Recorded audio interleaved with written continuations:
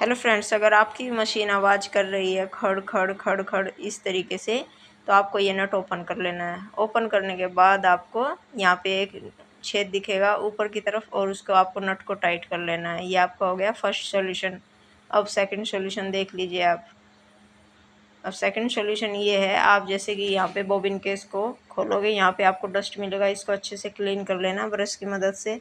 और ये नट भी ओपन कर लेना है। फिर यहाँ पे आपको कपड़ों का गर्दा मिलेगा, जिस तरीके से डस्ट जड़ता रहता है तो यहाँ पे फंस जाता है, इसकी वजह से मशीन खड़ खड़ की आवाज़ करती है। इससे आप अच्छे से ब्रश से क्लीन कर लोगे तो आपकी मशीन साफ़ हो जाएगी।